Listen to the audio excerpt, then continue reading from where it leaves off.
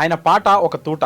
ఏదైనా సిద్ధాంతం మారితే ఆయన నుంచి తూటాలాగే పాట దూసుకొస్తుంది. నా మనసులున్న మాట తెలుపుతున్నా, పాటనైపతి పల్లె తిరుగుతున్నా, జ్ఞాపకాల పల్లె పాటనైనా, ప్రజల బాధలే పాట రాసుతున్నా. తెలంగాణ ఉద్యమం టైంలో పాటని ఒక ఆయుధంలాగా వాడారు. మనం ఎందుకోసం పోరాటం చేసినాము, ఆ లక్ష్యం నెరవేరిందని మీకు అనిపించిందా? తెలంగాణ రాకముందు ఎవరు ఉండాలనో వాళ్ళే ఉన్నారు, తెలంగాణ వచ్చిన తర్వాత ఎవరు ఉండాలనో వాళ్ళే ఉన్నారు. ప్రజల బతుకులు ఏం మారలేదు, నాయకుల రూపాలు, నాయకుల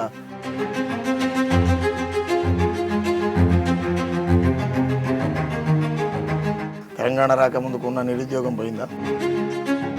తెలంగాణ రాకముందుకు ఉన్నటువంటి ఆకలి సాగులు పోయినాయా? ఏం పోలేదు కదా. అలాంటి అంటరానితనాన్ని, అలాంటి అవమానకరమైన పరిస్థితులు ఏమన్నా కల్లారా చూసారా, అనుభవించారా?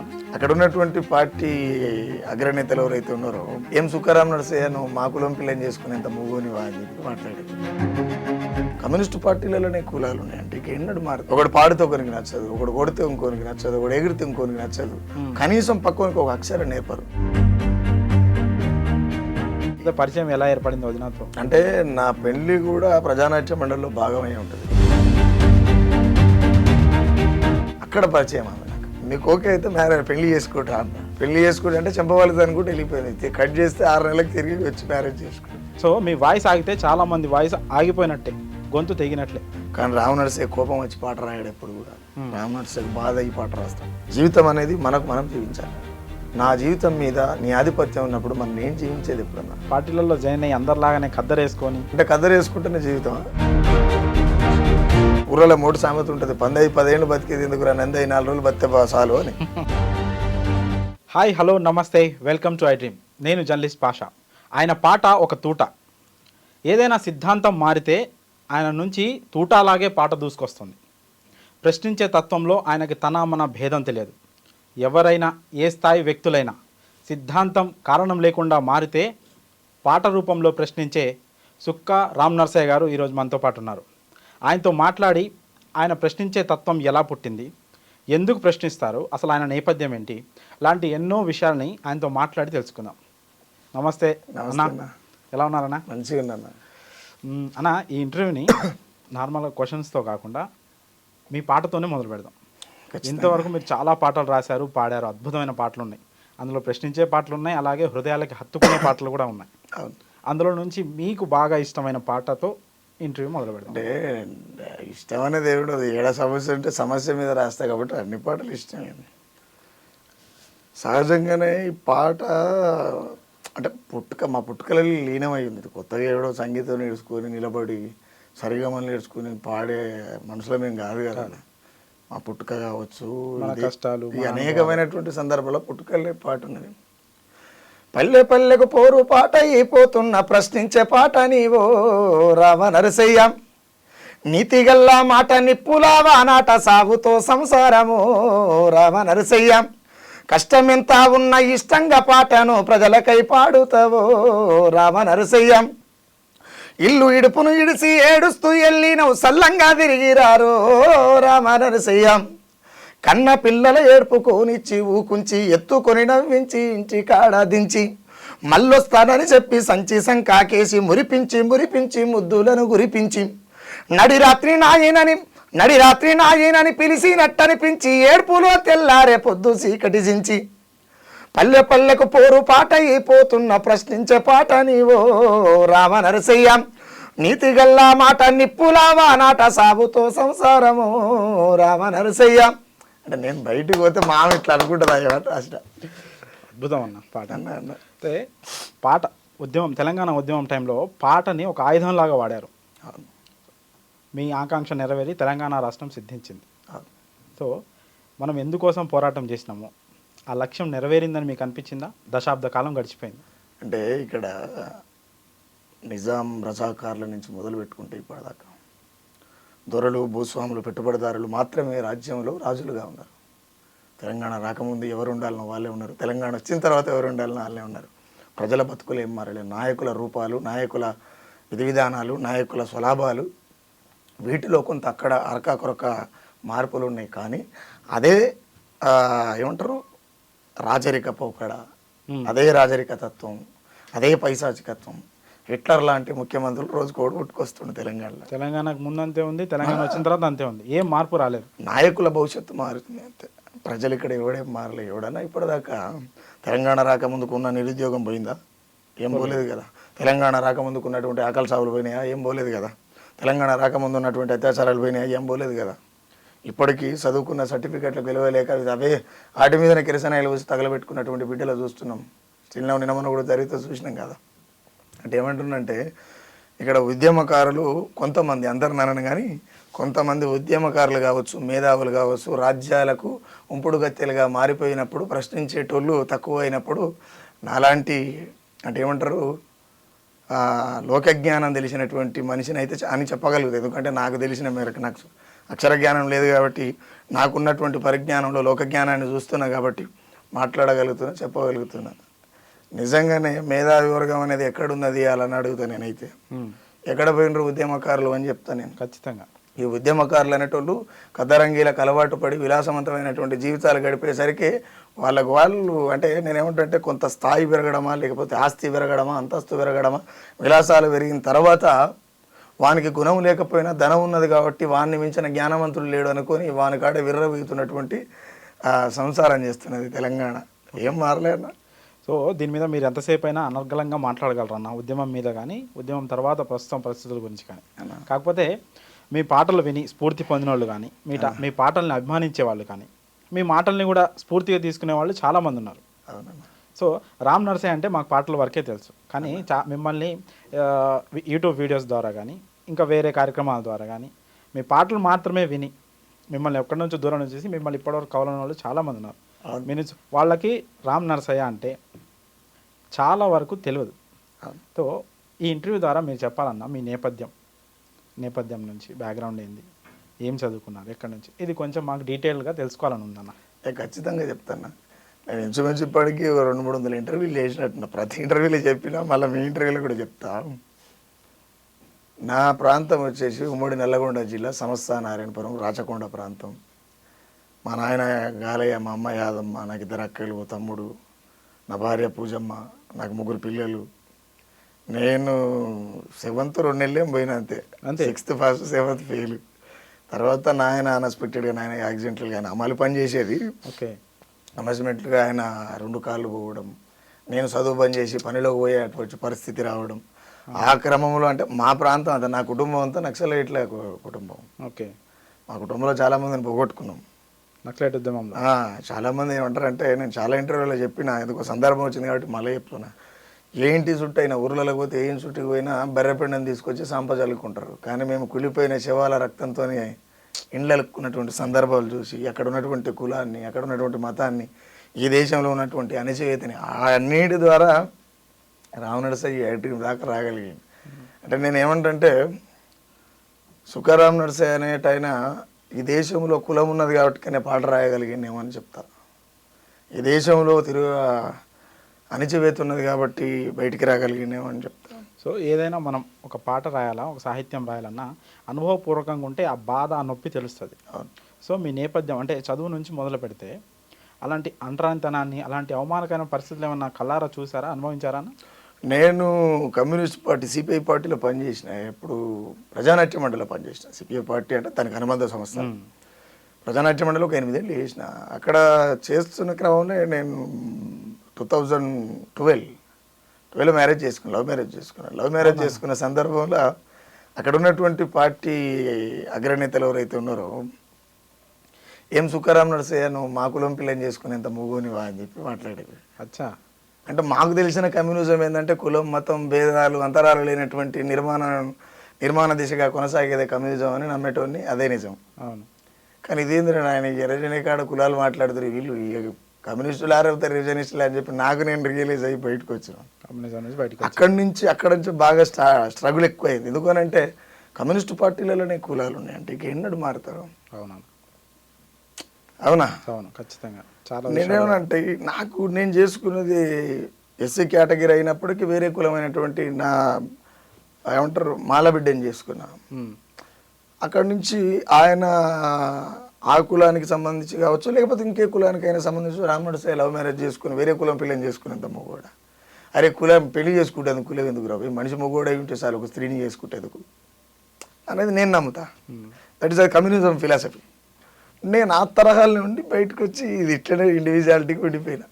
ఒక పాట రాయడానికి మీకు స్ఫూర్తి ఏందన్న? ఏదైనా ఒక కష్టం వచ్చినప్పుడా, లేకపోతే ఎదుటి వాళ్ళ కష్టం చూసినప్పుడు ఫస్ట్ పాట రాయాలని మీకు ఎందుకు అనిపించింది? ఎందుకు అనిపించింది అని అంటేనా, కళాకారులలో ముఖ్యంగా ఇది అవసరమైతే కట్ చేసి సపరేట్ ఒక వీడియో చేయరు దీన్ని. సరే. కళాకారులలో ఒకడు పాడితే ఒకరికి నచ్చదు, ఒకడు కొడితే ఇంకోనికి నచ్చదు, ఒకడు ఎగిరితే ఇంకోనికి నచ్చదు, కనీసం పక్కనికి ఒక అక్షరం నేర్పరు. ఆ పనికి మాలిన బుద్ధి కొడుకులకు ఎందుకు ఉంటుందో తెలియదు. అది అందరికి ఉండదు, కొంతమందికి 90% ఉంటుంది, 10% ఉంటుంది, 90% ఉంటుంది. ఎందుకంటే నేను దగ్గరికి వెళ్ళి చూసిన తర్వాత నేను డప్పు కొట్టేదాన్ని. యాక్చువల్గా నేను డప్పిస్తాను. అవునా? ఎందుకంటే నా పుట్టుక నేపథ్యం మాదిగా సామాజిక వర్గం కాబట్టి పీనీల కాడ డప్పులు కొట్టుడు, అక్కడి నుంచి ప్రజానాట్య మండలికి మా కొప్పు సంజీవన తీసుకొని పోవడం, నేను అక్కడ డప్పు డప్పు డప్పు అట్లా. అరే ఎంతసేపు డప్పు కొట్టుడు ఏంది, ఎవడరాడు అన్నట్టుగా చూడడం, ఏంది అసలు ఇది నాకేం అర్థం కాలే. నేను పెరిగిన వాతావరణమేమో ఈ నక్సలైట్ వీళ్ళు విప్లవోద్యమం, దండకారణ విప్లవోద్యమం కుటుంబంలో పెరిగితే ఇది ఏంది ఇంత వివక్షత ఉంది అనే. ఆ ప్రజానాట్య మండలి బయటకు వచ్చిన తర్వాత పాట ఎందుకు రాయదు అసలు? నేను అప్పటికే పాటలు పాడేది, నా పుట్టుకే పాట అయి ఉన్నది, పాట గొంతున్నది, పాట వస్తుంది, మరి ఎవరు రాసియాలి నాకు? ఎంతకాలం ఈ వెతుకులాట? ఇట్లా కాదని చెప్పి నేను రాయడం స్టార్ట్ చేసిన.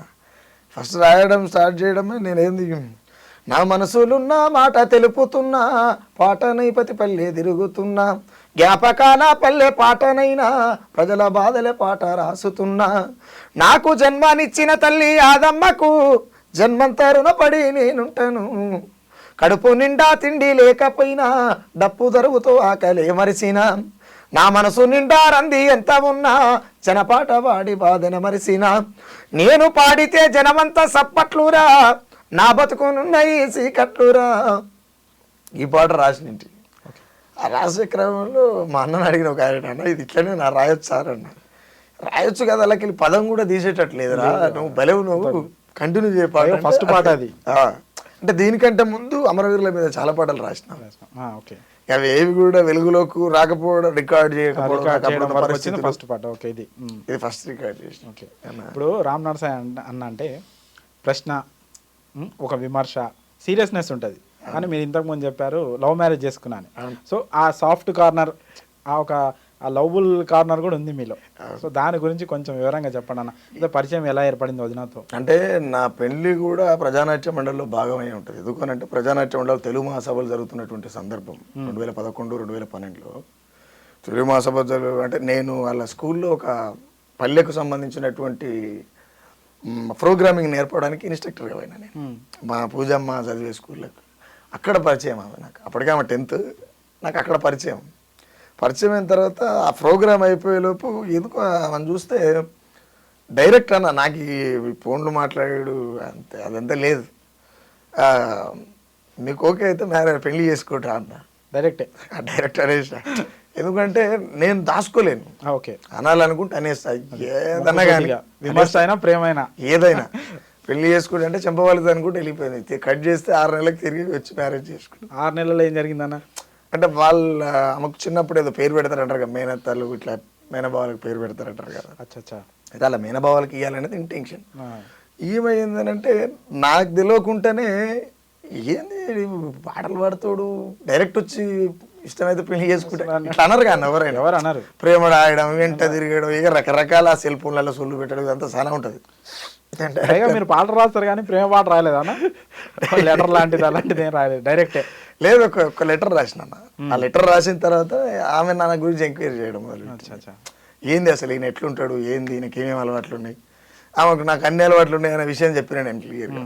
నాకు అన్ని అలవాట్లు ఉన్నాయి, బట్ ఒక మనిషిని మోసం చేయడం రాదు, అది లేదు. ఒక మనిషిని ఖరాబ్ చేయడం రాదు, ఒక మనిషిని విధ్వంసంలోకి నెట్టేయడం రాదు, ముఖ్యంగా నేను ఇంకోరిని ఏడిపియలేను, నాతో కాదా పని అనే విషయం అర్థమయ్యేటట్టు క్లియర్గా చెప్పిన. అర్థమైన తర్వాత మేనబావ అయి ఉండొచ్చు, నేను ఇటు పోతే కుటుంబం అంతా బాధపడతానే విషయం ఆమెకు కూడా తెలుసు. ఓకే. క్లియర్ ఎక్స్ప్లెయిన్ చేసిన నేను కూడా, ఇదైతే వాస్తవం, బట్ ఇప్పటి వరకు ఉంటుంది ఆ పెయిన్.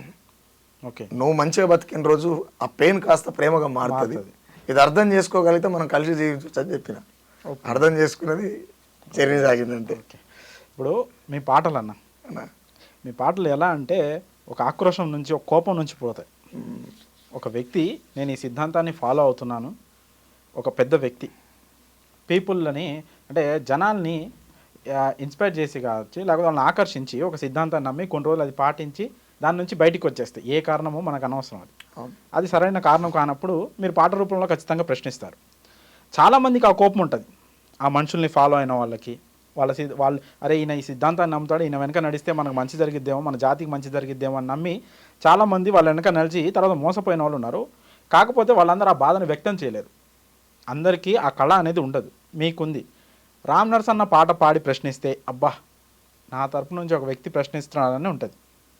సో మీరు ఖచ్చితంగా మీ వ్యక్తిగతమైతే కాదు పాట, మీరు Yes. పబ్లిక్ పాట నాది కానే రామ్ నరసన్న అంటే ఒక పబ్లిక్ ఫిగర్. క్లియర్గా మంచి మాట చెప్పారు. పాట నాది కానీ కాదు, అది పబ్లిక్. ఓకే, నా ఉద్దేశం ఏంటంటే రామ్ నరసన్న అంటే చాలామందికి ఒక representative, voice of voiceless people కదా. సో ఇలాంటి రామ్ నరసన్న ఎందుకు తన ఆరోగ్యాన్ని పట్టించుకోవట్లేదు? సో మీ వాయిస్ ఆగితే చాలామంది వాయిస్ ఆగిపోయినట్టే, గొంతు తెగినట్లే. ఎందుకు ఆరోగ్యాన్ని పట్టించుకోవట్లేదు? అంటే నేనేమంటేనా, మీరు ఇందాక మాట అన్నారు, అది చెప్పిన తర్వాత ఇది చెప్తా. సరే, ఒక మనిషి తప్పు చేయడం, రాజ్యంలో ఇంకేమైనా జరగడం, ఒక మనిషిని ఇంకో మనిషిని ఫాలో అయినప్పుడు ఆ మనిషి కరెక్ట్ అయిన అసలు తోవను వదిలిపెట్టి ఇంకో తోవలో పోయినప్పుడు కోపం వస్తుంది. ఆ కోపం నుంచి పాట వస్తుంది. కోపం నుంచి పాట వచ్చినటువంటి కళాకారులంతా భూస్థాపితమయ్యారు, రాజ్యాలకు అమ్ముడు పోయి రాజ్యాల మడుగులు వస్తున్నారు. కానీ రామనరసే కోపం వచ్చి పాట రాయడు ఎప్పుడు కూడా. రామనరసేకు బాధ అయ్యి పాట రాస్తాడు. బాధ కావడం వేరు, కోపం రావడం వేరు. కోపం ఇవాళ ఉంటుంది, రేపు చల్లారుతుంది. కానీ నా బాధ తీరేది కాదు, బాధ అనేది తీరేది కాదు. ఎందుకంటే అనేకమైనటువంటి యుద్ధాలు జరిగినాయి భూమి మీద. అనేకమైనటువంటి పెట్టాలనుకుంటే మన జీవితం సరిపోదు. యుద్ధాల గురించి మాట్లాడుకుంటాం, తెలంగాణ ఉద్యమం గురించి మాట్లాడుకుందాం, ఈ 10 ఏళ్ల కాల పరిపాలన మాట్లాడుకుంటే అనేక మంది పుట్టుకొచ్చారు కళాకారులు, అందులో నేను ఒకడిని. ఇంకొకటి ఏంటంటే ఇవాళ నేను ఒకరిని అని చెప్తున్నానంటే నేను ఆ కళాకారుడు అంటే కూడా ఒప్పుకోను. ఎందుకు ఒప్పుకోను అని అంటే దానికి ఒక కథ ఉంది మళ్ళా. అంటే కోపం నుంచి వచ్చేది ఏది కూడా నిలబడదన్న. వస్తే ప్రేమ నుంచి అయినా రావాలి, లేదా బాధ నుంచి అయినా రావాలి. రామ్ నరసే ప్రతి పాట నాకు పెయిన్ కలిగినప్పుడే పాట రాస్తుంది. ఎదిరించే పాట కావచ్చు, ఏడిపించే పాట కావచ్చు, ఏదైనా. ఇప్పుడు నేను నిన్ననే ఎలమదొరతో ఏగలేక రెడ్డి దొరను ఎన్నుకుంటే ఎగబడి తంతుండడే ఎనుముల రేవంతు, ఇక బహుజన జెండెగురేసుడ తెలంగాణ వంతు పాట చేసిన తర్వాత ఇటు కాంగ్రెస్ వాళ్ళు, అటు బీఆర్ఎస్ వాళ్ళు, అరే నాయన నువ్వు ఎవరాయి అని అసలు ఇన్నంటావు వాడిని అంటే అసలు నువ్వెవరు అనుకునే క్వశ్చన్ వచ్చినప్పుడు నేనేమంటే యుద్ధం ఎవరి కోసం అని అడుగుతా. ప్రజల కోసమే అయినప్పుడు మీ పంచాయతీ ఇంద్రవా ఈడ, అంతే కదన్నా. ప్రజల తరపున ప్రశ్నిస్తా. నువ్వెవరంటే నన్ను అడగాలంటే ప్రజలను అడిగినట్లు లెక్క. నేను ఏది కూడా నా కోసం రాసుకోలే, నా కోసం చేస్తలేను. నేను నా కోసం ఏం చేయాలనుకుంటే తెల్లారి వరకల్లా కోటీశ్వరుని అవుతా కదా. తెల్లారి దాకేందుకు మీ స్టూడియో దాడిలోకి అవుతా. పెద్ద పనేం కాదు, 10 నిమిషాలు నన్ను నేను మర్చిపోయి నేను మనిషినే కాదనుకుంటే అయిపోతుంది. కానీ సుఖరామ్ నరసే ఒకటే అయ్యకు పుట్టినట్టుగా, ఒకటే నాలుకేగా, ఇది నాలుకే తాటిమట్ట కాదని బతకాలనుకుంటున్నా కాబట్టి ఇట్లనే ఉంటా. ఇది కోపంతో వచ్చిన పాట కాదు, బాధతో వచ్చింది. సరే, అయిపోయింది. ఆరోగ్య విషయానికి వస్తే సుఖరామ్ నరసే ఇప్పుడు ఈ ఐ డ్రీమ్ నుంచి ఇవాళ సాయంత్రం వరకల్లా ఇంటికి పోదా కూడా నమ్మకం లేదు. ఎందుకు నమ్మకం లేదు అంటే ఇది అయిపోగానే నాకు ఇంకో టీటీఎల్ ఇంకో ఇంటర్వ్యూ ఉంది, అక్కడి నుంచి అయిపోతే ఇంకో ఇంటర్వ్యూ ఉంది. ఈ 3 ఇంటర్వ్యూ కాలంలో టైం సరిపోవచ్చు, సరిపోకపోవచ్చు. పొద్దుగాల తొందరగా 10 గంటలకు అయిపోతే టిఫిన్ చేసి నిమ్మలంగా మళ్ళీ బయలుదేరొచ్చు అనుకున్నాం. ఆల్రెడీ 11 దాటుతుంది, ఇంకా టిఫిన్ చేయాలి, ఆరోగ్యం చెడిపోతున్నట్టే కదా. పోయే మార్గం మధ్యలో మళ్ళీ టిఫిన్ చేస్తే లేట్ అయితే ఒకటే కాదన్న, కొన్ని విమర్శలు కూడా ఉన్నాయి. దాని గురించి డైరెక్ట్ గా ప్రస్తావించకుండా నేను ఆరోగ్యం అంటే రామ్ నరసే పూర్తి ఆరోగ్యంగా ఉన్నాడు. ఇంకోటి మనిషికి 40 సంవత్సరాలు వచ్చిందాక, ఇది అందరికీ చెప్తున్నా, మనిషికి 40 సంవత్సరాలు వచ్చిందాక శరీరం మన మాట వింటే తర్వాత మనం దాని మాట వినాలి. నేను అది బాగా ఫాలో అవుతా. ఎందుకు అంటే పొద్దుగా లేవగానే ఏం చేయాలి, దీనికి ఏం పని చెప్పాలి, నా పని చెప్తా. కామన్గా ఈ దినచర్యలు ఏదైతే భాగంలో ఉంటుందో ఆ భాగంలో దీన్ని బాడీకి స్ట్రక్చర్ నెట్ అయితే ఉంచాలని అట్లా ఉంచుతా. నిజంగా ఒక 2 ఏళ్ళ వెనకకి పోతే రామ్ నరసే చాలా బక్కగా ఉంటాడు, ఫిట్గా, చాలా బక్కగా ఉంటాడు. కాస్తో కూస్తో ముఖం మీద చెంపల మీద జర కండ కనపడుతుంది ఇప్పుడు. అప్పటికంటే ఇప్పుడే ఆరోగ్యంగా ఉన్నా. అంటే నా ఉద్దేశం ఏంటంటే అందరికి అలవాట్లు ఉంటాయి. అవును, అదే ఏ కారణం చేత అలవాటు వ్యసనంగా మారుతుంది? కొన్ని విమర్శలు అయితే ఉన్నాయి మీ మీద. నేనేమంటే వ్యసనం ఏది కాదు. ఇప్పుడు నేనేమంటే చాలామంది మందు తాగుడు తప్పు అని అంటారు. నేను తప్పే కాదంట. ఎందుకు కాదంట అంటే నువ్వు తప్పదాగితే తప్పు, ఓకే, తప్పదాగితే తప్పు. కానీ ఆ పూటకు నువ్వు ఏమంటారు, నువ్వు స్వేచ్ఛగా నిద్రపోవడం కోసమా, లేకపోతే నువ్వేదో అంటే ఫ్రీగా ఉండడం కోసం ఇంకేదైనా కావచ్చు, అట్లా తీసుకుంటే తప్పలేదు. కానీ నువ్వు దాన్ని అలవాటుగా చేసుకున్నది, లేకపోతే నేను చచ్చిపోతా అంటే నాలాంటి జీవితంలోకి రావద్దు. రామనరసయ్య అట్లా కాదు ఖచ్చితంగా కాదు. ఇదే చాలా మందికి వినాల్సిన మాట. ఎందుకంటే రామనరసయ్య అంటే ప్రజల మనిషి. మీరు ఆరోగ్యంగా ఉన్నంత కాలం, పాట పలుకుతున్నంత కాలం, మాకు వినబడుతున్నంత కాలం, అది చాలా మందికి ఒక ధైర్యం. అరే మా తరపు నుంచి ఒక మనిషి ప్రశ్నించడానికి ఉన్నాడు అని. అంటే ఇక్కడ మీరు అన్నమాట 100% నిజం. ఇక్కడ మేధావి వర్గం కావచ్చు, అంటే అమ్ముడుపోని మేధావి వర్గం కావచ్చు, అమ్ముడుపోని ఉద్యమకారులు కావచ్చు, నిక్కచ్చిగా బతికేటువంటి ప్రజలు కావచ్చు, ఇక్కడైతే ఉన్నాడులే అది ఉండాలి. మీరు ఆరోగ్యంగా అలవాట్లని తగ్గించుకుంటా. నేను క్లియర్గా చెప్తున్నా కదా, జనం కోసమైనా మీరు సంకోచిస్తున్నారు, నేను క్లియర్గా చెప్తున్నా. అంతే. నేనేమంటే నాకు అలవాట్లు ఉంటాయి, ఎందుకంటే నేను కూడా మనిషిని కదా. అలవాటు వ్యసనంగా మారింది విమర్శలు ఉన్నాయి. నేను అదే అంటున్నా, తప్పేమీ కాదు, తప్పదాగుతనే తప్పు. క్లియర్. ఓకే, క్లియర్ అన్న. సో ఇందులో ఒకటి ప్రస్తావించారన్న, బహుజనవాదమే ఇక జెండా ఎగరేయాలి తెలంగాణలో. ఈ మాట చాలా కాలంగా వినబడుతుంది. ఏందన్న ఈ బహుజనవాదం ఏంది? దీనికి ఒక అసలు ఏంది సిద్ధాంతం? దీనికి అసలు ఎవరు నాయకులుగా లీడ్ చేయాలి? దీన్ని ఎన్ని రోజులుగా వినబడుతుంది ఈ మాట? ఎందుకు ఒక ఐక్యత రావట్లేదు? రోజులు కాదు, ఏండ్ల తరబడి వినబడుతుంది. కాంశీరామ్ కాలం నుంచి మొదలు పెడితే ఇప్పటిదాకా వినబడుతుంది. అయితే ఇక్కడ విషయం ఏంటంటున్నాం, బహుజనులు అంటే ఎస్సీ ఎస్టీ బీసీ మైనార్టీ అన్ని వర్గాలు కలిసినప్పుడే బహుజనవాదము, లేకపోతే బహుజన వేదికను, ఇంకోటి ఏదో సో అండ్ సో. ఓకే. ఈ బహుజనులు అనేటోళ్ళు ఏకమయ్యేటువంటి పరిస్థితులు లేరు ఎప్పుడు కూడా. ఎందుకు ఏకం కాలేరంటే ఎవరి పాయలలో వాళ్ళు విడిపోయి ఉన్నారు. కాంగ్రెస్ పార్టీలో కొంతమంది, బీజేపీ పార్టీలో కొంతమంది, కమ్యూనిస్టు పార్టీలో కొంతమంది, బీఆర్ఎస్ పార్టీలో కొంతమంది, టీడీపీ పార్టీలో కొంతమంది, అంటే పార్టీలుగా ఎవరికి వాళ్ళు ఈ బహుజనులు అనేటోళ్ళు ముఖ్యంగా బతకలేని వాళ్ళు, ఆర్థికంగా లేని వాళ్ళు. వీళ్ళు అప్పటి పూటకు మాత్రమే ఆలోచించి కడుపు ఇప్పుడు తింటే చాలు బతుకుదాం, తెల్లారితో చూద్దాంలే అనేటువంటి ప్యాటర్న్లో ఈ బహుజనులు ఉన్నారు. కాబట్టి ఈ వాదం ఓసారి అప్పు కావడం, ఒకసారి డౌన్ కావడం, ఒకసారి అప్పు కావడం, ఒకసారి డౌన్ కావడం జరుగుతుంది. మరి నిజంగానే వీళ్ళంతా ఇక్కడ ఏడదాకా, ఎందుకంటే బహుజన్ అనేటువంటి విషయం సందర్భం వచ్చినప్పుడు, బీసీ కులగణన జరిగినప్పుడు అన్ని కులగణనలు జరుగుతాయి కదా. కులగణన జరిగినప్పుడు మరి రాజ్యం ఎవరి చేతులు ఉండాలి? అధిక సంఖ్యలో ఉన్నటువంటి వాళ్ళ చేతిలో కేటగిరీ ఎవరైతుందో వాళ్ళ చేతిలో రాజ్యం ఉండాలి. మరి కులగణన చేస్తారా అంటే చేయరు. చేస్తాం అంటున్నారు, కాలయాపన చేస్తారు అంతే. నేనేమంటున్నా అంటే ఈ బీసీలని, బహుజనులలో భాగం ఈ మాట, ఈ బీసీలని నేనేమంటా అంటే ఇవాళ గవర్నమెంట్ ట్యాక్స్ నుంచో లేకపోతే గవర్నమెంట్ ఇచ్చేటువంటి ఒక పంది పిల్లకు కూడా చెవుకి ఇంత పొక్కేసి జిఎస్టీ ట్యాగ్ వేస్తారు, దానికి ఎన్ని పందులు అమ్మినమని. కానీ బీసీలకు ఎందుకు లెక్కలేవు? బస్ స్టాండ్ల కుప్పతొట్లు, భూమి ఇచ్చేటువంటి కుప్పతొట్లకు కూడా ఎన్ని వర్క్లో ఉన్నాయి, ఎన్ని క్లీనింగ్లో ఉన్నాయి అని చెప్పి లెక్క ఉంటుంది. బీసీలకు ఎందుకు లెక్కలేదు? సరే, ఈ లెక్కలన్నీ ప్రభుత్వం తీయాలన్నా, ప్రభుత్వం కానీ బహుజనవాదం పేరుతో చాలా మంది నాయకులు పుట్టుకొచ్చారు. నేను అదే చెప్తున్నా. నేనేమంటా అంటే ఈ లెక్కలు అడిగే క్రమంలో ఒక నాయకుడు పుట్టుకొస్తాడు. పుట్టుకొచ్చిన తర్వాత ఆయన ఎంతకాలం ఈ వేదిక మీద ఉంటాడు అనేది క్లారిటీ లేదు. ఓకే, పుట్టుకొస్తాడు. చాలా పెద్ద నాయకులు పుట్టుకొచ్చారు, చాలా పెద్ద పుట్టుకునే ఊసిపోయారు. ఇప్పుడు ఎక్కడ ఎందుకు క్లియర్ పేర్లు చెప్తాను నేను. ఇప్పుడు ఆర్ కృష్ణ అని ఉన్నాడు, ఆర్ కృష్ణ అని ఉన్నాడు. బీసీ ఉద్యమానికి లెజెండ్ అని చెప్పొచ్చు. బీసీ ఉద్యమాన్ని, బీసీ వాదాన్ని బయటికి తీసుకొచ్చిందంటే ఆర్ కృష్ణ అని చెప్పొచ్చు. ఆర్ కృష్ణ ఎప్పుడైతే టీడీపీ నుంచి టికెట్ తీసుకొని ఎమ్మెల్యేగా పోటీ చేసిండో ఎల్బీ నగర్ నుంచి, ఆల్రెడీ ఒక పార్టీలో ఒక అసెంబ్లీ మెంబర్గా, అంటే పార్లమెంట్ నియోజకవర్గ మెంబర్గా ఉండి నువ్వు ఒక అసెంబ్లీలో చర్చించేటువంటి వ్యక్తిగా నిలబడ్డ తర్వాత నీ బీసీ వాదం పైన ఎన్నిసార్లు కొట్లాడినావు, ఏం మాట్లాడినావు? అంటే నువ్వు పోగు చేసినటువంటి బీసీలు ఎవరైతున్నారో నీకు పదవి వచ్చేదాకా వీళ్ళు ఎక్కడ వస్తారు. అది ఇక్కడ జరుగుతున్నదల్లా ఇదే. అందుకే నేను అంటే ఈ బహుజనుల ఎండ్రికిచ్చాడు, ఎవడెక్కడు నెక్కనీయడు. ఇంకోటి జాజుల సీన్ అని ఉన్నాడు. జాజుల సీన్ అన్న ఎక్కడో మారుమూల గ్రామంలో కోతలాపురంలో పుట్టినటువంటి గౌడ సామాజిక వర్గంలో పుట్టినటువంటి నిరుపేద కుటుంబంలో పుట్టినటువంటి జాజుల సీన్ అన్న బీసీ సంఘానికి జాతీయ అధ్యక్షుడు కాగలుగుతాడు, కానీ మునుగోడు నియోజకవర్గానికి ఎమ్మెల్యే కాలేడు. ఎక్కడున్నది సమస్య? మీరు ఉద్యమాలు చేస్తున్నారా? ఉద్యమాల పేరిట ఇంకేమైనా చేస్తున్నారా? అసలు ఏం చేస్తున్నారు? కాలేజీలలో సీట్లు ఇప్పిస్తానో లేకపోతే ఇంకేది చేస్తానో మీరేదో మాట్లాడి పంచాయతీలు తెంపుతానో కాదు. బహుజన రాజ్యాలు రాదు.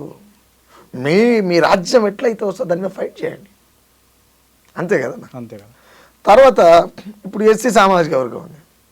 ఈ ఎస్సీ సామాజిక వర్గంలో మందకృష్ణ అన్న కావచ్చు, లేకపోతే ఆర్ఎస్ ప్రవీణ్ కుమార్ అన్న కావచ్చు, విశారదన్ అన్న కావచ్చు, వీళ్ళు ఏంటంటే 3 పొయ్యిరాలుగా ఎవరి రోజులు వాళ్ళదే. అరే మీరు ఒక్క కాడికి వచ్చి లొలి చేస్తే ఏమవుతుంది?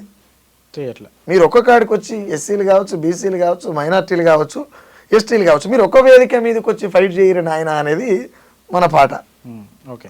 ఇప్పుడు ఈ బహుజనవాదం అయితే ఉందో కొంతమంది ఆల్రెడీ ఆ వాదాన్ని లేవనెత్తుకొని ఆ తర్వాత పార్టీలు మారడమో లేకపోతే ఇంకో రాజకీయ దారి తీసుకోవడం జరిగింది. అవును. రామ్ నరసయ్య అన్న కూడా అంత ఫాలోయింగ్ ఉంది, పార్టీలు పిలిచి మాట్లాడే అంత అది కూడా ఉంది. పార్టీల నుంచి పిలుపు వచ్చిందా? చాలాసార్లు వచ్చింది. ఎందుకు తిరస్కరించారు? అంటే నేను చెప్పిన కదా ఇందాకనే, నేను నాలాగా బతకాలనుకుంటున్నా. చాలామందికి ఒక జీవిత సత్యం చెప్తాను నేను. ఏమనంటే, అంటే నాకు తెలిసింది చెప్తున్నా, జీవితం అనేది మనకు మనం జీవించాలి. నా జీవితం మీద నీ ఆధిపత్యం ఉన్నప్పుడు మనం నేను జీవించేది ఎప్పుడన్నా? ఇప్పుడు నేను నీ కాడ 10 రూపాయలు తీసుకున్న తర్వాత నీ చెయ్యి నా భుజం మీద ఉంటుంది కదా. అది నౌకరి కావచ్చు, ఇంకేదైనా కావచ్చు, రాజకీయం కావచ్చు, నౌకరి కావచ్చు, ఆఖరి గవర్నమెంట్ నౌకరి కావచ్చు, ఇంకేదైనా కావచ్చు. నీ ఆధిపత్యం నా మీద ఉంటుంది. నీ టైమే నా టైం, నా టైం ఏం లేదు ఇక్కడ కదా. కాకపోతే నా టైం నేనే అనుభవించాలనుకుంటున్నా. సో ఈ మెంటాలిటీ మంచిదే. కానీ అన్న, బహుజన రాజ్యం సాధించాలనే ఆకాంక్ష మీకు కూడా ఉంది కదా. ఉంటుంది. సో అప్పుడైనా కూడా అందరు బహుజన వాదం అనేది ఆ నాయకుల అధికారంలోకి వచ్చినా కూడా ఎవరో ఒకళ్ళే ముఖ్యమంత్రిగా ఉండాలి. అవును. సో అప్పుడు కూడా ఇదే నడుస్తుందా ఏంటి సిద్ధాంతం? అంటే ఒకళ్ళ చెయ్యి మన మీద ఉంటుంది కదా అప్పుడైనా కూడా, అప్పుడు కూడా ఒక ప్రభుత్వం ఏర్పడాలా, ముఖ్యమంత్రి మంత్రులు ఉండాలా, ఇదే లైన్ ఉంటుంది కదా. అదే లైన్ ఉంటుంది. నా మీద ఎవరు చేయి ఉండదన్నా? ఉండదా? అప్పుడు కూడా మీరు, నేను ఇప్పుడు ఎట్లున్నా, ఏ పార్టీలకి సంబంధం లేదు. ఈ పాట ఇంకో రూపం తీసుకునేది ఉంటుందా? లేదు. నేనే ఒక మాట చెప్తాను మీకు. నేనేమంటే, ఈ బహుజన రాజ్యాధికారం రావాలని కొట్లాడేటువంటి దిశలో రామ్ నరసయ్య అనేటువంటి మనిషి ఎవరైతే ఉన్నారో, ఆయన చెప్పే ముచ్చట కావచ్చు, పాట కావచ్చు, రాసే రాత కావచ్చు, దానికి నాకు సమయం దొరికినప్పుడు నేను కొంత ఇయ్యగలుగుతా. నేను ఉద్యమకారుని కాదు ఉద్యమం చేస్తేందుకు, నేను రాజకీయ నాయకుని కాదు పాలిటిక్స్ చేస్తేందుకు, నేను కళాకారుని కూడా కాదు రోజు వచ్చి నీకు డప్పు కొడుతుంటేందుకు. మరేంటి నేనేమనంటే, అతి సాధారణమైనటువంటి రామ్ నరసయ్య, నా ఫ్యామిలీ తర్వాతనే పాట అయినా, బాట అయినా, మాట అయినా, ఏదైనా.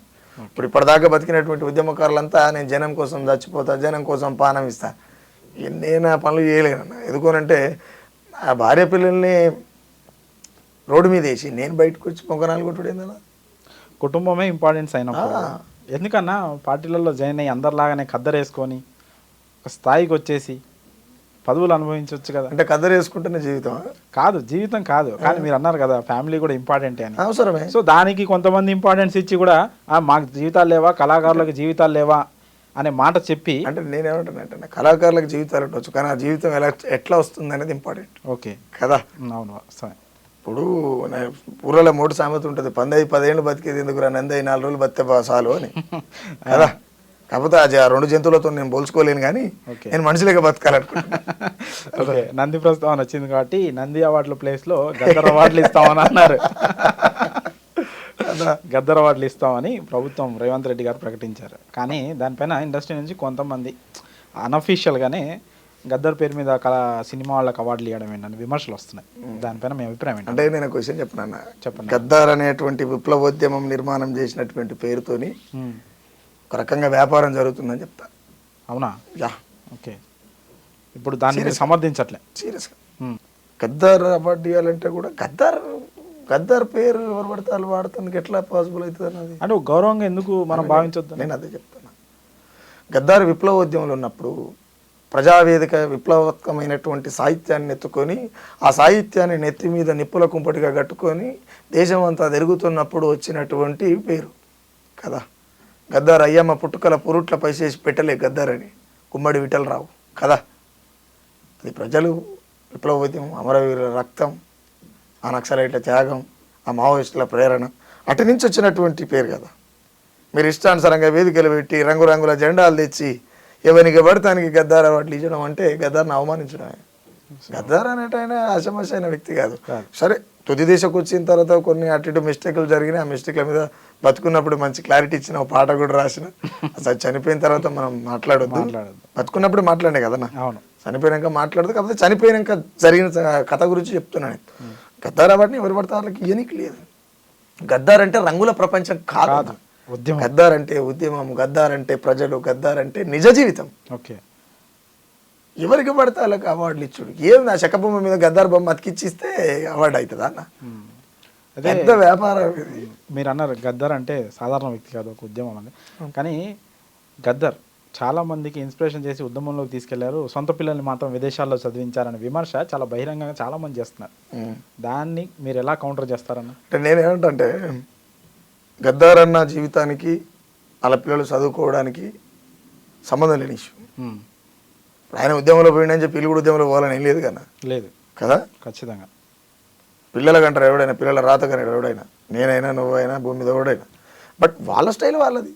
ఇప్పుడు గద్దారు నిజంగానే గద్దారు ఒకవేళ సందర్భం వచ్చినప్పుడు గద్దారు పిల్లలు అని చెప్పి ఇక్కడ ఉన్నటువంటి చదువుకునే వ్యవస్థ ఏదైతే ఉన్నదో, లేకపోతే ఇంకేదన్నా వాళ్ళ భవిష్యత్తుకు సంబంధించి ఏదైనా వ్యవస్థ ఉంటే ఆయన మీద ఉన్నటువంటి ప్రేమతో ఏమైనా చేస్తే చేయొచ్చు. రెండోటి అక్క ఎంప్లాయీ, ఆమె చదువుకున్నది. రెండోటి గద్దారన్న ఎట్లుంటాడో తెలియనటువంటి పరిస్థితులు పెరిగారు గద్దారన్న పిల్లలు, వాళ్ళ బిడ్డలు కదా. చాలా గొప్ప. ఆయన ఇప్పుడు నేను పోతా చనిపోతే నీళ్ళంటాడు, అరే రామనరస అన్న పిల్లలను సీట్ ఇప్పారా అని అనిపిస్తారు. ఈజీ అది. ఆ కామెంట్ అంటే నేనే ఉంటాంటే గద్దారన్న డబ్బులు సంపాదించలేదంటే కొంత సంపాదించిన చెప్తారండి.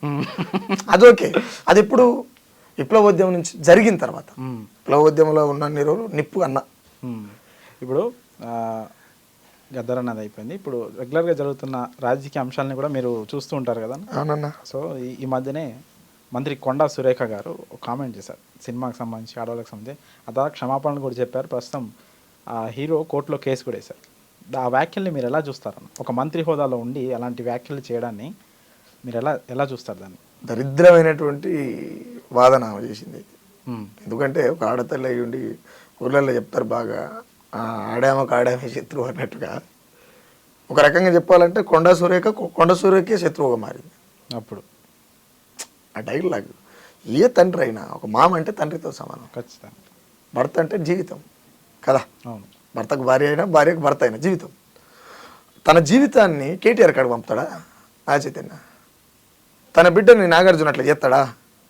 అలాంటి బిడ్డ ప్లేస్లో ఉన్నటువంటి సమతగా పేరు సమంతని, జీవితం అనేటువంటి ప్లేస్లో ఉన్నటువంటి నాగ చైతన్య తండ్రి కొడుకులు, అది ఏ మాట అన్నది మనం చెప్పుకోవడం, మాట్లాడుతుంది కూడా నాకు కొంచెం ఇబ్బంది అవుతుంది. చాలా తప్ప. అదే ఇలాంటి కామెంట్స్ వెనక అంటే ఉచిత అంటే పథకాలు, కొన్ని ఎన్నికలకు ముందు ప్రకటించిన పథకాలని అమలు చేయడం ఆలస్యం అవుతుంది, ఆ విమర్శలు రాకుండా కప్పిపుచ్చేందుకు ఇలాంటి మాటలు మాట్లాడి ఉన్నారనే వాదన కూడా ఒకవైపు ఉంది అన్న. ఇప్పుడు ప్రస్తుతం 10 నెలలు అవుతుందా? 10 నెలల నుంచి డైవర్షన్ పాలిటిక్స్ తప్ప ఇక్కడ జరిగింది ఏమీ లేదు. ఇప్పుడు హైడ్రా ఉన్నదన్న, నేను తొందరలో హైడ్రా మీద పాట చేయాలన్నా ఖచ్చితంగా హైడ్రా మీద చేస్తా. ఎందుకంటే హైడ్రాలో అక్రమంగా నిర్మాణం చేసినటువంటి బిల్డర్ ఉన్నాడు, కానీ అక్రమంగా కొనుక్కున్నటువంటి ప్రజలు లేరు. Okay, simple dialogue. ఇక్కడ పంచాయతీ అయిపోతుంది ఒక్కటే మాటతో. అక్రమంగా నిర్మాణం చేసినటువంటి బిల్డర్ కావచ్చు, యజమాని కావచ్చు, అని ఏమంటారు, వాడు దొంగ ఉన్నాడు, కానీ ప్రజలు మాత్రం దొంగతనంగా కొనుక్కోలేదు. దొంగలు కట్టిర్రు, దొంగలే పర్మిషన్లు ఇచ్చిర్రు, దొంగలే అన్ని చేసిర్రు, కానీ ప్రజలు మాత్రం ఆఖరికి వాళ్ళ మెడ మీద ఉన్నటువంటి సొమ్ములు కూడా కుదబెట్టి మా బిడ్డల భవిష్యత్తు కొంత బాగుండాలి అనేటువంటి బాధతోని అవి చాలకపోతే అప్పులు చేసి కొన్నరీళ్ళు కానీ తప్పులు చేసి కొనలే. ఈ అప్పులు చేసి కొన్నటువంటి అమాయకమైనటువంటి ప్రజల్ని నువ్వు నిలువు నిస్తారంగా కూల్చేస్తే ఎటు పోవాలి? సోయి ఉండాలి కదా ప్రభుత్వం నడిపేటప్పుడు. నువ్వు ప్రతిపక్షంలో ఉంటే ఒకలాగా మాట్లాడతావు, అధికారంలో ఉంటే ఒకలాగా మాట్లాడతావా? ఇదే యనుమల రేవంత్ రెడ్డి ప్రతిపక్షంలో ఉన్నప్పుడు మాట్లాడినటువంటి మాట, కన్వెన్షన్ హాల్ ఏవైతున్నాయో కులగొట్టేటప్పుడు అందులో నివసిస్తున్నటువంటి నిరుపేదలైనటువంటి వాళ్లకు ముందుగా వాళ్ళకు భద్రత కల్పించిన తర్వాత ఏదైనా కూల్చేది ఉంటే కూల్చాలి. మోసపోయేది కట్టినోడు, మోసపోయేది కొనుక్కున్నటువంటి అమాయక ప్రజలు కట్టినోడు కాదని చెప్పి ఆ రోజు మాట్లాడినావు. ఈరోజు ఏమైంది? నీ బుద్ధి సగనాకిందా? ఏమన్నా నువ్వు ఒక బిల్డింగ్ కూల కొడుతున్నావు, అంటే కట్టినోడు గల్లు ఎందుకు ఉంటాడు? ఆయన నాకు అర్థం కాదు. ఉంటాడు, బిల్డర్ కాదు, ఎందుకుంటాడు? ఇప్పుడు కట్టినోడు దొంగ, పర్మిషన్ ఇచ్చినోడు దొంగ, ఇచ్చిన ప్రభుత్వం ఏది, ఇచ్చిన అధికారి ఎవడు, ఆ కట్టిన బాడగా ఓడు, వాళ్ళని కదా మీరు నిలదీసేయచ్చు. లేదు మీరు అది కులగొట్టాలనుకున్నప్పుడు ప్రభుత్వ బాధ్యత ఇది. ఇప్పుడు మనం మాట్లాడిన తర్వాత కామెంట్లు కూడా పెడతారు ఈ పనికి మళ్ళీ జియో బ్యాచ్ ఉంటుంది, కార్డు బ్యాచ్, ఏం పనిపాటు ఏముంటుంది, అయ్యమ్మ తెచ్చి పెడితే తినాలి తిరగాలి. అంటే నేనేమంటానా, అందరూ అట్లే ఉండరు అనుకో, కొంతమంది నేనేమంటే ప్రభుత్వాలు వీళ్ళు ఆ రోజు పర్మిషన్ ఇచ్చినటువంటి సర్టిఫికేట్ ఉన్నది కాబట్టి వీళ్ళు దర్జా కొనగలిగారు. ఎందుకంటే దాని మీద రాజముద్ర ప్రభుత్వం ఇచ్చినటువంటి ముద్ర ఉన్నది కాబట్టి కొనరు వీళ్ళు కదా. ఆ ముద్ర వేసినటువంటి వాడోడు అప్పుడు ఉన్నటువంటి ప్రభుత్వం ఎవరిది ఏంది అని దాని మీద లెక్క తీసి ఎవడైతే అక్రమంగా అమ్మినోని కాంచెల్లి అమాయకమైనటువంటి ప్రజలకు రావాల్సినటువంటి వాటాని ఇప్పించి కులగొట్టురు. ఇది కరెక్ట్ కాదు. అప్పుడు బెస్ట్ సీఎం అవుతాడు ఈయన. ఈ ఒక్క విషయానికి మూసీ సుందరీకరణ కోసం 150,000 కోట్లు కేటాయిస్తామని చెప్తున్నారు. దానిపైన మీ కామెంట్ ఏంటన్నా? అన్న నేను ఈ విషయం చెప్తాను, మీరు బాగా చూడరు. రేపు అది ఏం జరుగుతుంది తెలుసా అన్న, మూసీ అంటే మూసీ లాగానే జరిగిపోతుంది. మీరు బాగా గుర్తుపెట్టుకోరు. ఇప్పటికీ రజాకారులు వేసినటువంటి నాలాలే ఉన్నాయన్న హైదరాబాద్లో. నిజాంలు వేసినటువంటి నాలాలే ఉన్నాయి. ఎక్కడ జరిగింది అన్నట్టు అభివృద్ధి అదే వీళ్ళు చేస్తామంటున్నారు. ప్రగతి అంత భారీ బడ్జెట్ కేటాయించలేదు. కాంగ్రెస్ ప్రభుత్వం ప్రగతి అనేటువంటి మాటని పాడెపై పరుపేసి మరి పడుకోబెడుతున్నది. ఇది క్లియర్ గా గుర్తుపెట్టుకోవాలి ప్రజలు. ఇప్పుడు గతంలో చేసినటువంటి కల్వకుంట్ల చంద్రశేఖరరావు చేసినటువంటి విధ్వంసాన్ని చూడలేకనే ఎవడైతే ఇందిరా నాయన మాకు కొత్తది వస్తే బతుకులు ఏమైనా మార్పు వస్తుందేమని కాంగ్రెస్ని వెతుక్కున్నారు. అల్టిమేట్గా కనబడ్డది. కాబట్టి ఈయన కూడా అట్టనే చేస్తాడు, నీ అంత రేవంత్ అనే విషయం పసిగట్టలేకపోయిరా, లేకపోతే ఇంకేమైనా జరిగిందా అనే విషయానికి వస్తే ప్రజలు ఒక రకంగా మోసపోయిర్రు, కాంగ్రెస్ ప్రభుత్వం మోసం చేసింది క్లియర్. తీన్మార్ మల్లన్న విషయానికి వస్తే ఎందుకన్నా అంత కఠినంగా విమర్శిస్తారా అని? మా కఠినమే ఉందని ఉన్నది చెప్తాను కఠినమే ఉంటుంది. ఓటేద్దని డైరెక్ట్గా పాట రాశారు. పాట అంటే నేను ఏమంటేనా మళ్ళా మనం బీసీలకు అడగాలి. ఏమంటే ఓసీ ముఖ్యమంత్రి 2028 కదా ఎన్నికలు జరిగేది. 2000 ఇప్పుడున్నటువంటి ఓసీ ముఖ్యమంత్రి, తెలంగాణ రాష్ట్రంలో ఓసీ ముఖ్యమంత్రి ఇదే ఫైనల్. మల్లగోడు గాడు, బీసీలదే రాజ్యాధికారం, బీసీలే ఈ రాజ్యాన్ని ముఖ్యమంత్రిగా ఈ రాష్ట్రాన్ని పరిపాలిస్తారని చెప్తున్నాం. మరి ఇప్పుడు ఉన్నటువంటి రెడ్డి ముఖ్యమంత్రిగా ఉన్నటువంటి రేవంత్ రెడ్డి కింద ఎంపీగా నీకు పనిచేస్తున్నావా? సబడియో పాయింటే ఎంపీగా నీకు పనిచేస్తున్నావా? మనం ఒక మాట అంటేప్పుడు మనం చక్కగుణం వల్ల ఏమో చూసుకోవాలి కదా. నువ్వు ఇవాళ కొద్ది రోజులు నీకు మాదిగ సామాజిక వర్గానికి చెందినటువంటి విశారాధన్ మహారాజు మేధస్సు కావాలి, ఆయనే జోకినవు. ఆ తర్వాత అక్కడి నుంచి వచ్చిన తర్వాత కోదండరాన్ని పట్టుకొని ఆయన ఎమ్మడి తిరిగినావు, ఆయనే జోకినావు. అక్కడి నుంచి వచ్చిన తర్వాత కల్వకుంట్ల చంద్రశేఖరరావు తప్పిదాలని నిజంగానే ఎత్తి చూపినావు, బయట పెట్టినావు. అది వాస్తవమైన మాట, ఒప్పుకోవాల్సింది. అప్పుడు పెట్టినటువంటి కేసుల రూపంలో ఆ కేసులు కూడా ఎందుకు పెట్టిరు? నువ్వు వాడకూడని ఒక జర్నలిస్ట్ పోయి వాడకూడని భాష వాడినప్పుడు ఎవడని పెడతాడు. అట్లా పెట్టినటువంటి కేసుల నుంచి తప్పించుకోవడానికి బీజేపీ జోకినవు. బీజేపీ జోకినం అయిపోయిన తర్వాత ఏం చేసినావు? మళ్ళా అనేకమైనటువంటి రాజకీయ నాయకుల తప్పిదాలు తెలుసుకోవడం కరెక్టు, ప్రజలకు చెప్పడం కరెక్టు, ఆ విషయంలో సూపర్. కానీ ఆ తప్పిదాలను చూపిస్తూ కోట్ల రూపాయలకు పడిగెత్తినవు. నువ్వు అది చేయకపోతే నేను ఇది చేస్తా అనేటువంటి బ్లాక్మెయిల్ అంతా చేసినావు. ఓకే, అదే అయిపోయిన తర్వాత ఏం చేసినావు? కల్వకుంట్ల చంద్రశేఖరరావు కంటే కూడా డేంజర్ రా నాయన, పెద్ద ఓటుకు నోటుకు దొరికినటువంటి పెద్ద దొంగ యనమల రేవంత్ రెడ్డి మన ఇంత పొడుగుందా అని చెప్పి మాట్లాడినటువంటి మల్లన్న, మరి ఇలా నువ్వు చేతులు పట్టుకుని సమరెందుకు పెడుతున్నావు అని అడిగిన. తప్పేంటి పాటలో? తప్పేం కాదు కదా, నేను ఉన్నదే అడిగినా, ఏంది ఒక్క మాట కూడా అనలే నేను అన్నా. సో ఇది చాలా కఠినమైన విమర్శే. అందుకు నేనేమంటున్నంటే ఇంకోటి, ఇప్పుడు బీసీ వాదాన్ని ఎత్తుకున్నాడు. ఓసీలు నేను పోటీ చేస్తే ఇప్పుడు ఆయన సీఎం పోటీ చేస్తున్నట్టు బిల్డప్ అయినది. నేను పోటీ చేస్తే మీరు ఒక్కరు కూడా ఓసీలు ఎవరు ఓటు వేయదు, మా బీసీలు వేస్తే ఇంకా మిగులుతారు. బీసీలల్లో అంత సఖ్యత ఉంటే ఇలా బీసీలు ఏడన్నారు? ఏం చేస్తున్నారు అంటున్నా నేను. చెప్పాలి ఆయన సమాధానం. నేనేమంటున్నా అంటే బీసీలు కురుమ ఆయన అంటే గొల్ల ఆయన కూడదు, తెనుగు ఆయన అంటే గమలో ఆయన కూడదు. వాళ్ళకే పడదు కదన్నా, ఎట్లా సాధ్యమవుతుంది? ఈ ఎస్సీ సామాజిక వర్గం అంటే మాదిగ పడదు, మాలకు పడదు. వీళ్ళు ఎట్లా అవుతారన్నా? ఎట్లా దానికి పరిష్కారం ఏందన్నా? సరే, అయితే నేనేమంటున్నా టాపిక్ పక్కన పెడితే కులాల ప్రస్తావన వచ్చింది, బీసీలలో బీసీలకే పడట్లేదని. అవును పడదు. ఇది ఎట్లా పోవాలన్న? నేను ఇది పోవాలంటే అన్న ముఖ్యంగా ఇక్కడ కులం పోవాలి. అల్టిమేట్గా ఇది ఏది పోవాలన్నా మళ్ళీ మార్క్సే కావాలి. మార్క్సే కావాలి.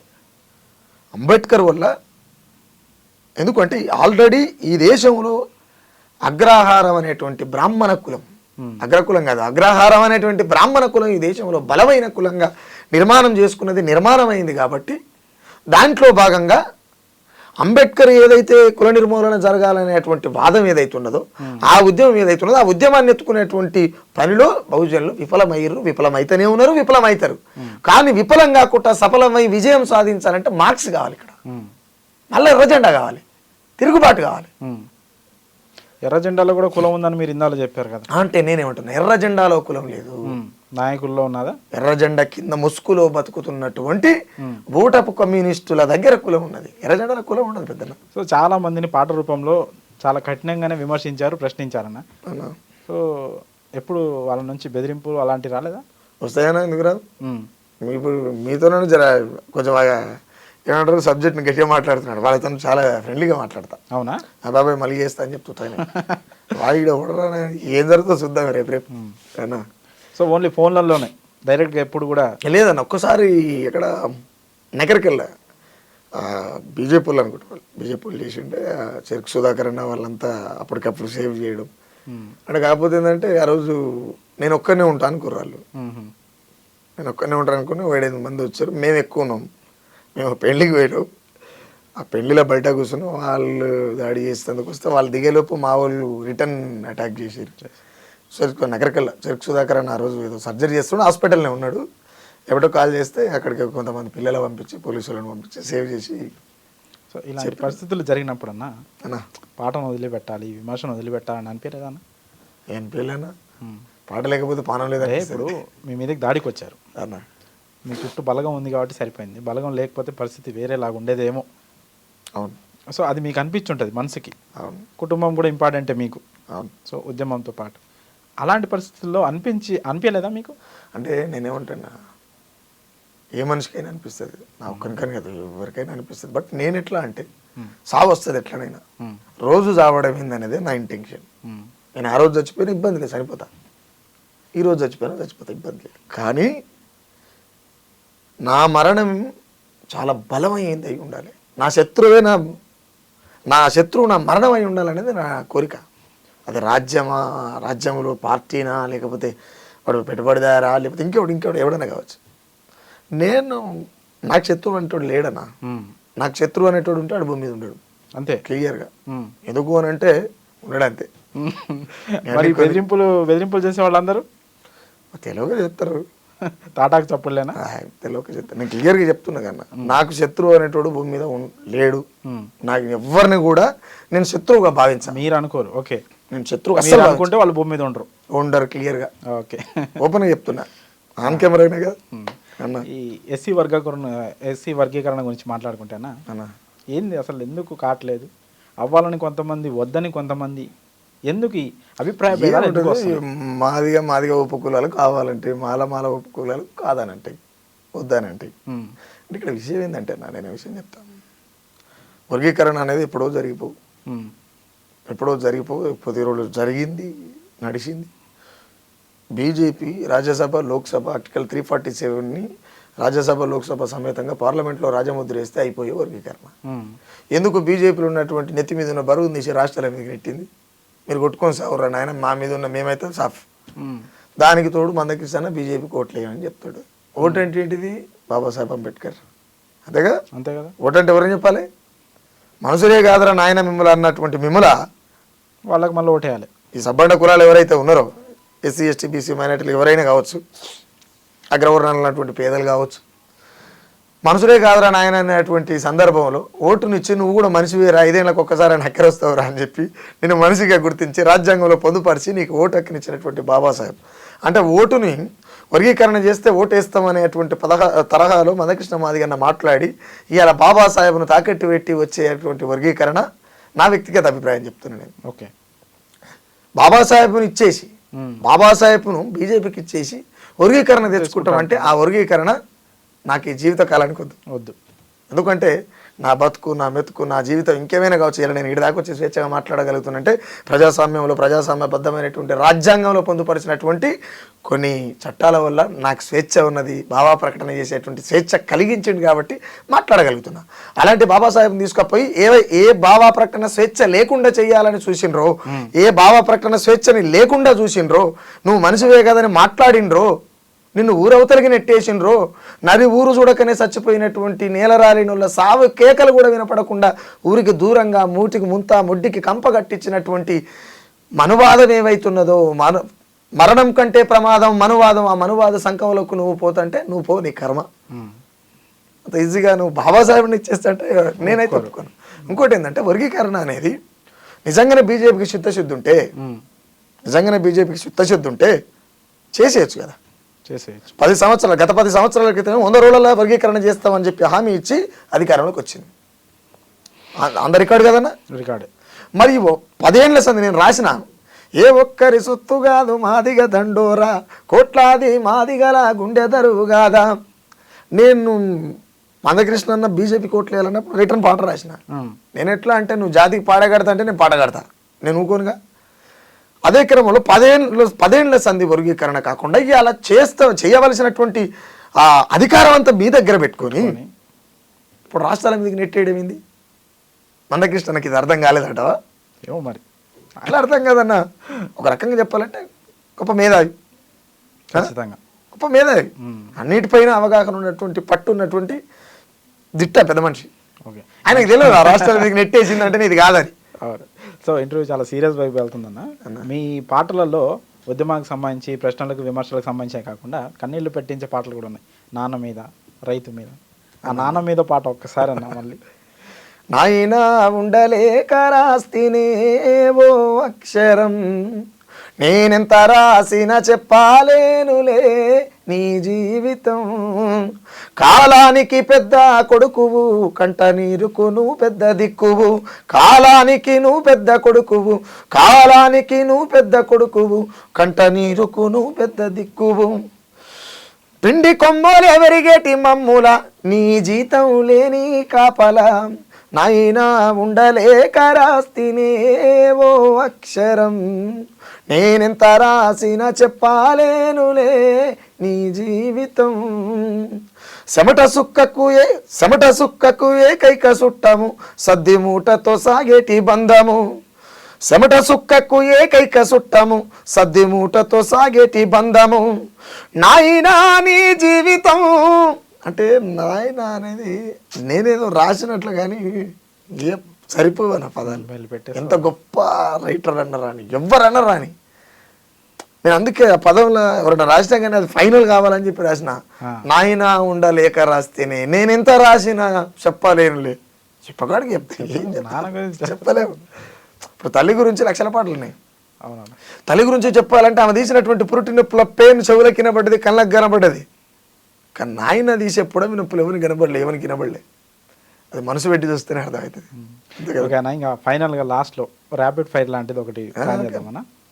నేను చెప్పే ఒక వ్యక్తి పేరో లేకపోతే ఒక పదమో చెప్తా, ఒక్క మాటలో దానిపైన మీ అభిప్రాయం చెప్పాలి. ఫస్ట్ అన్న కేసీఆర్ నియంత. బహుజనవాదం ప్రస్తుతం సతికిలబడి ఊగిసలాడుతున్నటువంటి వాదం. కమ్యూనిజం అజరామరం. ఆర్ఎస్పి ఆయన అవసరాల కోసం ఏమైనా చేయగలుగుతాడు. తీన్మార్ మల్లన్న తెలివిగల దొంగ. రేవంత్ రెడ్డి నియంతలకే నియంత. మందకృష్ణ మాదిగ తెలివిగల ఉద్యమకారుడు, వాదం కోసం, తన బాగు కోసం ఏమైనా చేయగలిగే ఉద్యమకారుడు. బీజేపీ మనిషిని మనిషిగా చూడలేనటువంటి పార్టీ.